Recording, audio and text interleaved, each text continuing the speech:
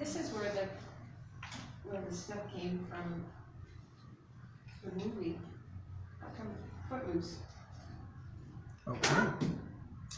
Well, good evening, everybody. Welcome to Thursday Bible Study. We are cruising right ahead in our study of the book of Ecclesiastes. We've covered chapter 1 and chapter 2, which means tonight we're ready for chapter 3.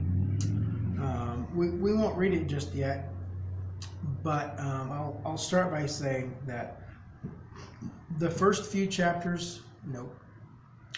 verses of chapter 3 are probably the best known verses as anything in Ecclesiastes. It's a little poem, some kind of special little literary piece, and it can mean a couple of different things, which is dependent on how we try to see it. So there's really two options. One is that the first 8 verses are like a standalone piece. They do their own thing. They're not really connected to anything else, because he does that in Ecclesiastes. We're like, okay, well, let's talk about wisdom. Let's talk about now work. Let's talk about pleasure. Let's talk. So he just bink, bink, bink, bink, bink, just keeps changing the dial. So it could be that these 8 verses are supposed to sort of stand alone. Or it can be that they're meant to be understood with what follows. How we see that is going to change the meaning. So let's talk a little bit about each of those possibilities. If verses 1 through 8 in Ecclesiastes 3 are meant to be a standalone piece, I would say a one-off piece, but some of you might not come next week. So I don't want to make that mistake again. As a standalone piece, it provides some comfort. Point taken. That's really the focus, is underscoring the comfort and reassurance. Well, let's just go ahead and read it. We'll get that taken care of. Chapter 3, verse 1, there is a time for everything, and a season for every activity under the heavens. A time to be born and a time to die. A time to plant and a time to uproot. A time to kill and a time to heal. A time to tear down and a time to build. A time to mourn and a time to dance. Whoops, I missed the weeping and laughing. A time to scatter stones and a time to gather them. A time to embrace and a time to refrain from embracing. A time to search and a time to give up. A time to keep and a time to throw away. A time to tear and a time to mend. A time to be silent and a time to speak. A time to love and a time to hate. A time for war and a time for peace. So if we look at that section as its own little deal, then the underlying message is that there's a time and a season for everything in life. We all go through phases. There's cycles. There's balance. There's some of this and there's some of that.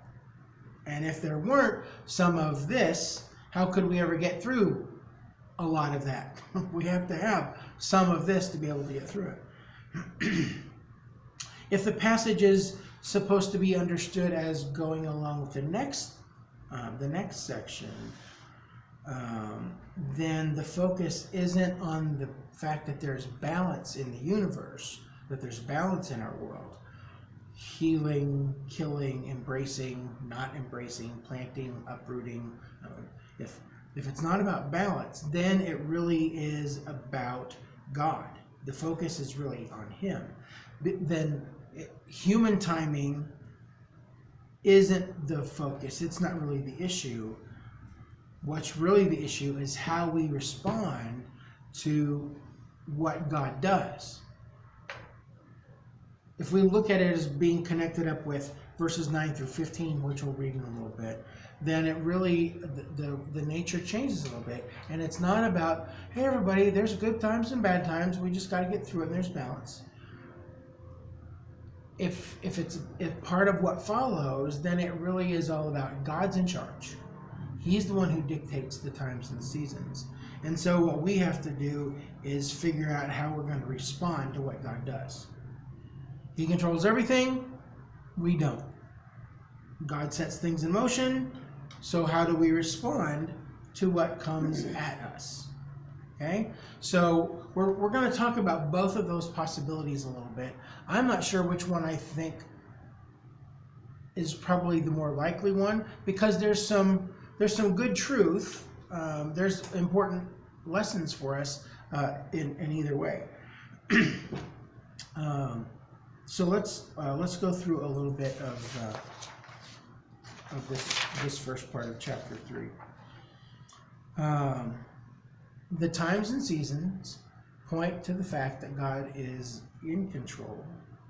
God orders things. He put the universe in place, and some people feel like that God is like the universal clockmaker, and he put it all together and he wound it up, and now he lets it kind of do its thing. I don't think that that's exactly accurate, that he just sits back on the Barca Lounger and has margaritas while he watches the world spin. I think he's much more involved in the world than that. But I think there is a little bit of truth that God did create everything. He had a plan for it. He has a design for it. He has purposes for it. And so he assembles it and knows exactly how he wants it to work. As people, as tiny little created beings, we really can't change God's plans. He's got things figured out. We can ask questions, we can make requests, but we don't go to God and say, you change this right now. Right? We can't understand his purposes a lot of times. Lord, I don't know what you're trying to prove here. I don't understand this at all, but I'm going to trust you. There could be an idea from some people that the world is without these kinds of times and seasons. That they see everything as just being wildly chaotic, that, you just never know what's going to happen. It's total roll of the dice. There aren't cycles and seasons. I believe that they have misunderstood how things work. And I think that's what that passage can teach us, is that, look, if you think the world is spinning wildly out of control, you need to know that that is not the way that God ordered it. That's not the way he created it. It's only the people that are spinning wildly out of People control. the people are causing havoc, but God's original plan was that everything worked in certain ways. Okay. Everything has a time. Everything is good in its own time. So the teacher, Koheleth, Solomon, lists, I believe it is 14 pairs of activities, experiences, which cover kind of the whole range of human life from beginning to end. 14 pairs, most of which have there's a positive one and a negative one, or a constructive one and a destructive one, although not every pair is like that. Some of the pairs, we go like, oh yeah, okay, I don't need any explanation there, I get it. And some of them go, I don't know what that's all about. I've never felt compelled to do either of those things, but there's a time for it apparently. So, what Solomon teaches is that there is a time for everything. There's a right time for everything. Okay? Not everything that is good is always good at all times. Right? Laughing hysterically, awesome. In the middle of a wedding or funeral, maybe not so much. Okay? You get the idea. There are times and seasons for all kinds of activity on earth. And so let's look at here. Verse 2 says that there's a time to be born and a time to die. My grandma and dad used to talk all the time about 70. That's what he figured he had, 70. 70 years. He made it to 96, so he undershot there a little bit, but the human lifespan is not very long. We have no guarantees how long it's going to be. God has that information. We don't. They all start, and there's going to be an end for all of them. One passage in Job, chapter 14, verses 1 and 2, say this: mortals born of woman are of few days and full of trouble. They spring up like flowers and wither away like fleeting shadows. They don't endure. There's some other verses in the New Testament that talk about the same thing, that we're like grass, we're like flowers of the field. They don't really last very long. There's a time to be born. We don't know when that's going to happen. There's a time to die. We don't know when that's going to happen either. But God sees both ends of our lives. The next half of the verse talks about there's a time to plant and a time to uproot. What's he talking about? This is not one of the tricky ones. Harvest, plant and harvest. Oh, it could be. Okay, how do farmers and gardeners know when to plant? By the seasons.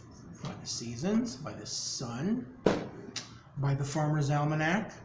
There was always a farmer's almanac on the back of the seat in Grandpa's bathroom, so you knew what was going on in the world. And they lived by it. Oh, absolutely. Oh, yeah. And it was usually right on the money. If it says in there, plant your corn this day, boy, they're out there planting their corn. Soil Exactly. temperature, is it still frozen? Yeah, we're underwater. But some stuff, no, yeah, I know, but I mean, seriously, some stuff does plant earlier. Yeah. Plant your peas on Good Friday, I think it is, or is it potatoes? One of the two on Good Friday. So, since 1818, if you need to know, the Farmer's Almanac has been telling people when the best times are to plant, when the best times are to do everything. Now, it would seem to us like the logical combination there would be time to plant, and then there's a time to harvest. But uproot is not harvest. Uproot is there's a time to go through the field or the garden and to rip out the weeds that are there. If you go through too early and you're not careful, you'll get rid of half of your yield because you're pulling up big root balls. You're gonna uproot and dislodge all the things that you wanted there to be. Jesus talks about that in one of his parables, that you wait until right before the harvest to go through and cut out all the weeds so you don't uproot the good plants. Okay, so there's a time to plant the seeds, there's a time to cultivate, there's a time to take care of the plants. But this says to uproot what is planted, so it's assuming that it's to get rid of what you Is that planted. to thin it out so that Could the be. harvest is bigger? Yeah, it could be. It Was could be about something pruning. that? Or it Or could be fitting after out. the harvest where you go through and just get rid of all the. My Bible doesn't have those extra words in there, so Well, what does yours say? I'm just curious. a time to plant and a time to uproot. That's what mine says. It says Period. uproot what is planted. Would that mean humans too, though? Time to plant yourself in this certain position and do that, but then. Oh, you're getting There's deep. a lot of people I wanna, never, I was gonna say there's a lot of people I'd like to plant. But could it mean that also? No. Not when we're. I'm not sure not in that's this exactly context. where he's headed, but it is a true statement. There are times to take on new endeavors, and there's times to say, enough, I'm done. About verse 3. What do we got? A time to I don't kill understand that one. and a time to heal. Is there a time when we would refuse to heal an injury or a sickness?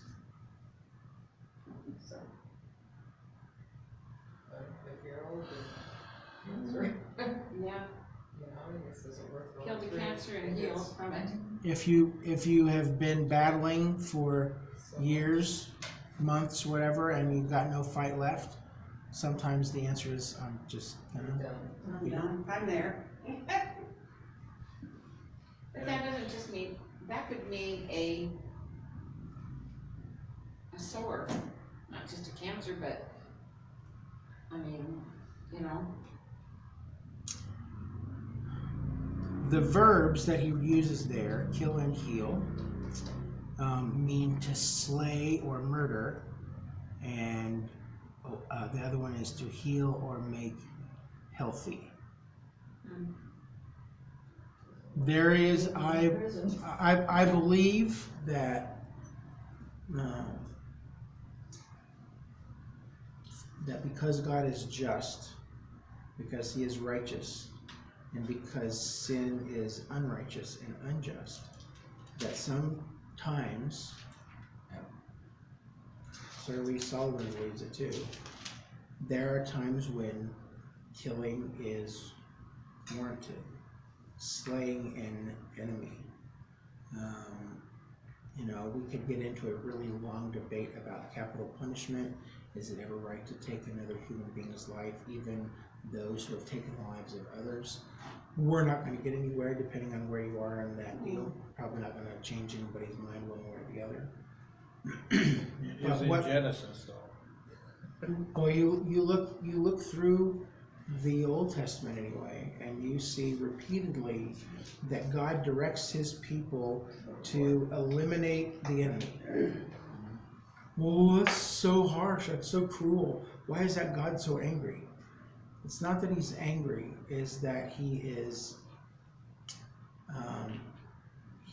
zealous, jealous for himself. Okay, so this is free, by the way. This is not in the notes. I'm not charging you for this part. Okay, so if you start here at the beginning, from the very beginning on, God had a plan. What did he say to Adam and Eve? Okay, in giving out the punishments, what did he say to the Satan? You're going to crawl on your belly and eat dust. You're going to get crushed by the seed of the woman, right? Okay. From that moment on, in Genesis 3:3, you know, the promise is that the seed of a woman was going to crush Satan. And so that is the promise that Jesus is coming. And so all through the Old Testament, you see with Abraham, the promise is reiterated. Abraham, you're going to be the ancestor of the one who's going to bring blessing to the whole world. And he says it to Isaac, he says it to Jacob. There are promises to David and Solomon that this king was going to come who would sit on the throne forever. And see, all through the Old Testament, you still see this thread. This really ought to be the scarlet red thread that runs through all of the Bible. And there are times when God said, you have to eliminate the evil influences around you. Because if you don't eliminate these enemies around you, they will pull you away from righteousness. They will pull you away from me. And God's plan is not going to be thwarted. Nobody's going to keep God's will from happening. Not some dirty Amalekites or Edomites or Enites. They're not going to win. So the Israelites are commanded to eliminate, eradicate the enemy. Because you cannot be pulled away from me. If God's plan is gonna come all the way to Jesus and the cross and then on to heaven for everybody, there has to be this remnant of faithful, God-fearing, righteous, God-loving people. if that didn't happen, the next step couldn't. Right. If everybody said, you know, those Amalekite chicks are pretty cute, and every Israelite man got led away to the worship of Baal or Molech or Asherah or some other god, and there's nobody to worship the God of Israel, How does Jesus be born as a descendant of Solomon or David or Adam, Isaac, Jacob, and Abraham? It can't happen if everybody has given up and gone and been shacking up with all the neighborhood chicks. There's got to be purity. There's always got to be a remnant of people. Okay, we could do this thing for a long time, because I think it's amazing how God continued to work it out through obedience and disobedience of people, how he's constantly sort of righting the ship to get it back in the right spot again. As I said, totally free. Just go ahead and thank you. you're welcome. Love that artwork. Yeah. It's hard to do good artwork with a bad pen. Oh, it's amazing how.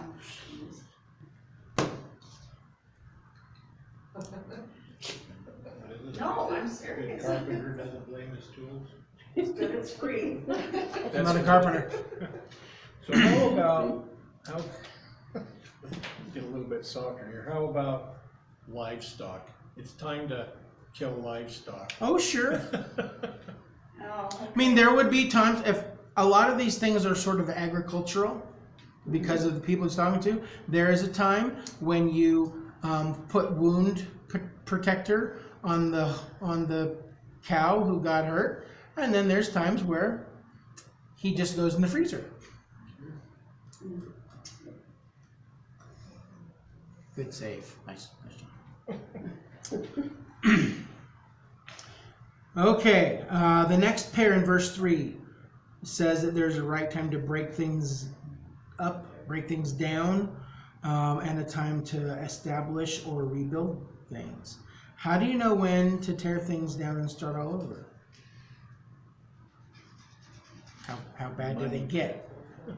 Money pit. Yeah, do you want to invest any more money in this car? Hardly ever. Or ever. Tearing and building are probably sort of directed in like architectural building kinds of things. Although it could be applied to a business or to family or whatever as well. Verse 4, a time to weep and a time to laugh, a time to mourn and a time to dance. Those four seem to kind of go together a little more logically. There's weeping and mourning and laughing and dancing. There's a time for all of those things in our lives. Grief almost always eventually gives way to joy. Grief doesn't last forever.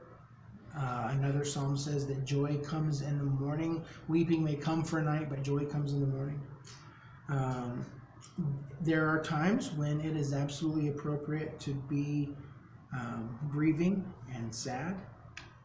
If there's somebody who is joking around, clowning around in a crisis, it feels wrong. We kind of want to slap them because they're not taking things seriously enough. I want to know what he's taking. It could be a sign that there's something not right, like they're mentally or emotionally there's something wrong there. Wailing and lamenting have their place. It is delusional if somebody thinks, well, I only want happy things. I don't want to have any sadness in my life. Good luck. Okay. Like the Dread Pirate Robert says, life is pain, princess. And anyone who tells you otherwise is selling something. But isn't this also, and we've all gone to funerals where there's been the time of weeping and then the time of laughter. All right. When you start telling the stories and you Absolutely. get together with the family, Yeah. and then you all laugh about what Grandpa John did that That's night. so true.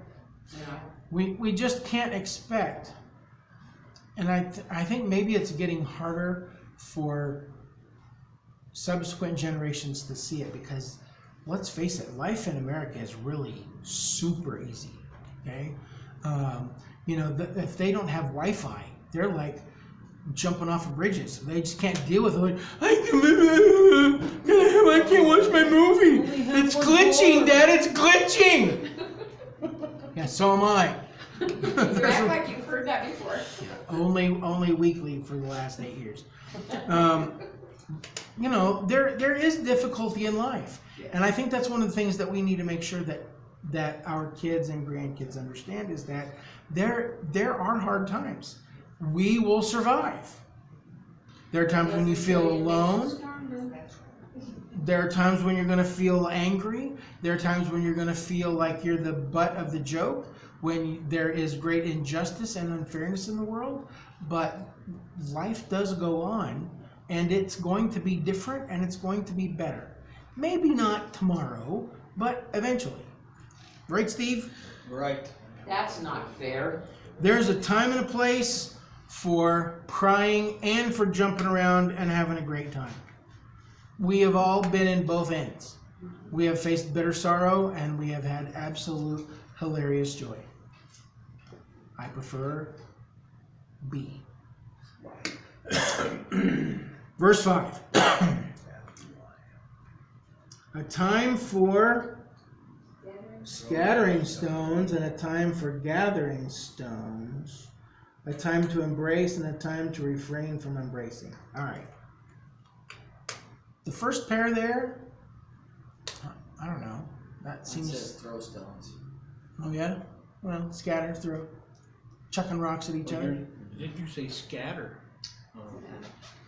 Okay, so some of the stuff that I've looked at for this study says that this is one of the pairs where it's really not exactly certain. There could be several different understandings. I'll throw them all out here, and you can decide which one you think is best. One option is that gathering stones is about something I did as a child, that we would go out to the field and we would pick up the rocks. Lots and lots of rocks. We'd put them on the wagon to get them out of the way of the harrow and the disc and the plow, because they can do serious damage. That's a cruddy, nasty job. Okay, that could be what he's talking about. And because after you pick them up on the wagon, there's a time where you can take them and you can do something with them. There are people in that area who would take all those field stones and they'd build a wall or a fireplace or a barbecue in their backyard or whatever with all that. So there's times to gather and a time to throw them out, to move them away. It could be, it's just that farming thing. Another idea is that it's about tearing down a building. Lots of buildings in the Middle East are made out of rocks stacked on each other. So there's a time to gather them together because you want to build a building or a fence or a wall or a barbecue pit or a well or whatever. And there would be a time to tear them down. Okay, this thing has fallen over anyway. We can recycle these rocks. Very earth friendly. Okay, the last option, I'll throw it out there just because I feel obnoxious, but I have no idea how anybody thinks it's correct. And that is that it is about sexual intimacy because of what follows next. There's a time for gathering stones and scattering them. There's also a time for embracing and refraining from embracing. I don't get that one necessarily. I would believe that if they're throwing rocks at you, you may be doing something wrong. I was looking at the scattering of stones as a river. If the stones are scattered, you scatter the stones. But then if you gather them, you built a dam to keep the water into a lake where you needed water. No? Yes? Could be? Maybe? Sort of. That's an interesting idea. If you scatter the stones, you don't back the water up. But if you need to back that water up, you would put those stones together to That's build true, a dam for the, And, keep you the know, water. we'll just say that there would be a time for both of those things. Right. Okay? David threw a stone at Goliath. True. David did gather them up out of the stream, and then he scattered one of them. Well, I mean, because if there's multiple meanings, or like there's a time for that, and that does kind of go along with embrace. Because your enemy or your friend, You know, sometimes, you know, you wanna stone your best friend, but sometimes you wanna hug him. I still feel bad about throwing rocks at Jimmy Terry in about 1979. It'll be okay. He lived across the street from some friend's house, and I didn't like him, and we threw rocks at him to make him go away. I still feel awful about that. Someday I'll make that right. Call him up and tell him you're There's a sorry. time. There'll be a Billy Madison moment for me at some point. Okay, let's see here. Embracing is a way of greeting each other's. Well, it's like the handshake. Grab the arm, other arm around the back. Sometimes a hug is appropriate, and sometimes during COVID it's not. Yeah. Okay. I would not hug the president or the queen. I might have respect for them and want to greet them, but that would not follow the rules of decorum. Okay? Trey Tender's not a hugger. That's the truth, and some people really are. Verse 6. A time to search and a time to give up, a time to keep and a time to throw away. Probably kind of about business things. There are times when you go after it, you establish your business, and there are times when, look, you just got to cut your losses and get out of this deal. It's a giant sucking sound. Stop. And clearly, the last part of that, I'm a huge fan of. There's a time to keep and a time to throw away. Oh man, I'm ready for a time to throw away in every area of my home. Let's get the dumpster and let's get rid of the junk. Not just so we can replace it with new stuff, although I know that will happen. Okay. I have a personal rule that if I haven't worn something in a year, or if I haven't used an item in a couple of years, it's time to let that go, whether it's into the garbage or into the yard sale pile or into the donate free pile. I do keep track of the stuff that I wear. This summer I've been moving things to one end of the closet, you know, and I can't pull anything out from this section unless I'm gonna wear something from this is not my favorite section. And if it's in this section long enough, Turn your hangers backwards. that makes me angry in the dark. Okay, sorry, never mind. I can't do that. I've tried that before. It's like, meh. And most of the Can't get them off the rod. Most of the stuff I haven't used in a year is because I lost it. So I bought another one. So now I got two. I bought a tube of Gorilla Glue liquid adhesive gunk to fix my fence. It was in the bag, the Home Depot bag. It was in the kitchen. It was on the counter. I have no idea where it went to. Did someone help you with it? Obviously. Either that or the gorilla got up and walked away. I don't know. That's what they said. I've looked everywhere. I've looked in every corner of the house. I've looked in the garage, in the buckets, in the laundry room, and all the cabinets. Like, I cannot believe this. This is like a $9 tube of stuff, and it's just gone. Ugh. Did you ask anybody? Oh, I asked lots of people. Okay, you did. Nope, haven't seen it. Plausible, Anybody I know? plausible deniability, including, Well, well, I lost that. even people who had just been in our house. Hey, do you remember seeing that thing on the... Little Brad Naylor, I love that thing. I still can't find it. It got put in the garbage somewhere along the line. yeah. We I got- could never find. we got scissors raccoons or tape anything building something when my somewhere. kids still Your have. nailer and my glue. Now I know where everything is. Well, I bought another one. Yes. Legs and I know walk I got away. this stuff. Yes. Nobody's seen it. All right, number 7. I don't know. Verse 7. Kids. My, this is going fast.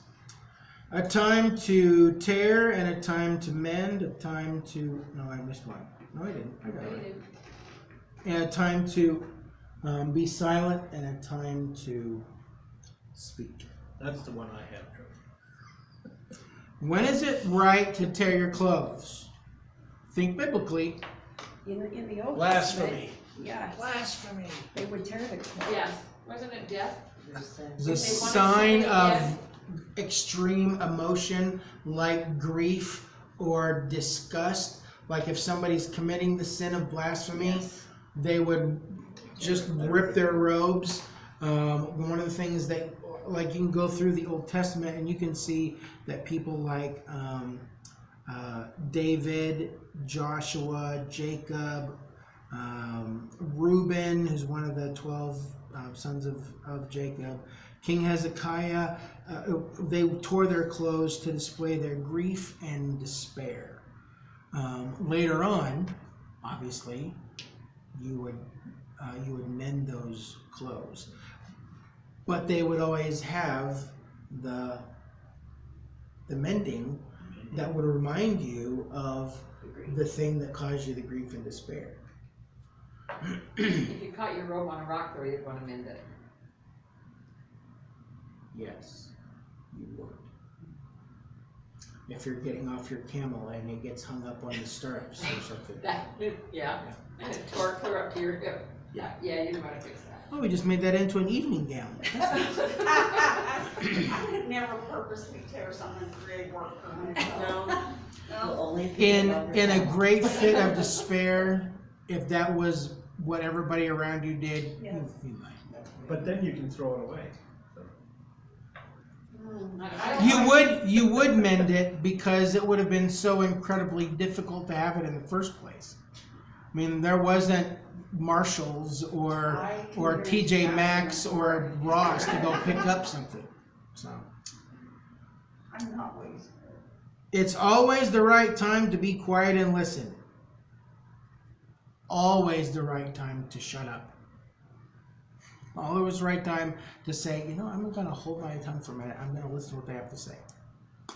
It's always the right time to do that. What does James say? Be quick to listen, slow to speak, slow to become angry. Yeah. Let's listen first. There's twice as many ears as there are mouths. So let's listen first. But there are times when we see injustice, when we see unfairness. Those are the times when God's people do need to stand up and to speak out for somebody else. Okay, that's verse 7. Then there's verse 8. Love and peace, hate and war. This is the part of the passage that probably inspired the song. Turn, turn, turn. The Birds. Pete Seeger wrote it in the late 50s. Set to music in 62. The Limelighters recorded it. I know this may mean something to some of you, but not to James. I know who the Limelight. It was a record on Pete Seeger's own album, The Bitter and the Sweet. And then when the Birds recorded it in 65, that's when it reached number 1 on the charts. December 4th, 1965. Those are the songs that came to my mind when we first started reading this. Mm-hmm. Absolutely. Yeah. And my belief would be, because of the time of that song and because of what I know about Pete Seeger and some other people, it's this last verse that's probably the driving force behind it. There's a time for peace and a time for war, but this is not the time for war. This is not the time for hate. This is a time for love and forgiveness and unity. The interesting thing is that they kind of missed half of that verse. There is a time to love. Have a flower. Yeah. Putting a flower in the end of the soldiers' guns. This is a time for love and a time for peace. But the verse says there's also a time for war. There is a time for hate. War is not always unjust. Sometimes it is absolutely the right move. Sometimes being enraged by injustice and hating the injustice so much, sometimes that is the single thing that a righteous, wise person should respond with. Okay, we could ask the question, when is war justified? Give us an example of a justified war. We might go round and round about that for a long time. What the teacher says is that there is a time for love and peace. There is a time for war and hate. There is a time to rail against injustice and unfairness and abuse and mistreatment. What do you think?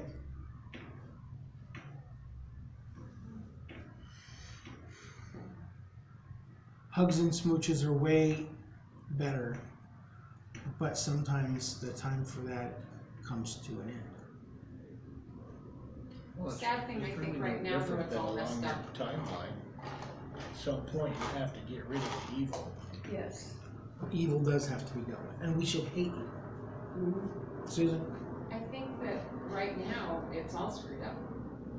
The love and hate and war and peace, I think it's all, I think these generations right now, these Yes. are just, they're just hate. Well, the media doesn't help any. They divide too. And, you know, we probably don't really help a lot either. Because we've all got our opinions, and everybody is entitled to them. Yes.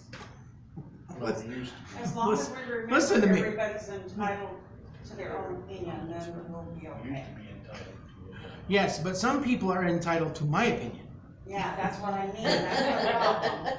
We all are entitled That's to the your problem, opinion. is a lot of people don't think other people have the right to their own opinion. And it doesn't mean you have to hate them or go Respect after or them if disagree. they have a different opinion, you can Yeah. still be really good friends. So what do you think? Should I pull up the birds later on, and we can kind of, you know, jam out to it as we leave No. this evening? Oh, I'll We're good? start crying is what I'll do. Really? Yes, go ahead. Huh. Does it bring back bad memories for you? I just when James first started reading this, it was all I could do not to cry. Huh. This whole No, I section? don't think it's bad memories, it's just, I don't reflect on the past that much, and it just kinda, you know, Well, this verse it reminds just me of, seems so true, Footloose. so, you know, because as you Remember get Footloose? older, that's when you start to realize there really is a season for everything, Yeah. because then you've gone through some of the seasons. So to me, it just rang so true. Like if you've only been alive during spring, it's pretty hard to imagine fall. That's Right. As I've got older, when I was younger, it wasn't as meaningful now as it is, or then as it is now, because now as I've gotten older, I've lived through seasons of, you know, different things. all of this. And then you really see it, and it's really true. because we're in the fall of our years. Yeah, and it's really true, Let's hope. Yeah. You know, I've never actually watched Footloose. So It is a Footloose, movie of my age, and I haven't seen it. He comes to the town and he's all about the music. Right. And the preacher's daughter, he, gets hooked up with her, and they wanna have a dance. And the preacher's like, no, because something bad happened the last dance. No, a dance is wrong. Wrong. And he brings this verse to the preacher and he says, and a time to dance. Because they're graduating from high school and it's a celebration, and he brings it right to the Bible, to the city council. And poor John Lithgow doesn't know what to Yes. do. Yeah, he does. You haven't seen it? But he lets his daughter go to the dance with Kevin Filmed Bacon. in Utah, I know. All right, well, let's kind of wrap this up here. We got a couple minutes here. So, Yeah. if we understand that this list of pairs, this whole catalog here, that if we see that it's a standalone passage, what we see is that it kind of is right for funerals and things like that, because there's some comfort in it. Look, honey, it's not always going to be this way. It's going to get better. This is just a rough patch. There's going to be a better patch later on. It's good to be reminded that in the middle of really hard times, that this is not all that there is, that it might be really dark and really scary and really hard right now, but things always change. They always change. There is an order in life. God has put that order in place. Hang in there, okay? We're just going to stop there. I could go on and try to cram a bunch of other stuff in, but we'll not do that. So stick a fork in it here. Between 8 and 9, we'll pick up next Thursday night with Ecclesiastes 3:9. We'll touch back here on this little bit and then move ahead. I Okay? guess that's why we weren't all born like old people. Yeah. And thanks for being here. Good to see you.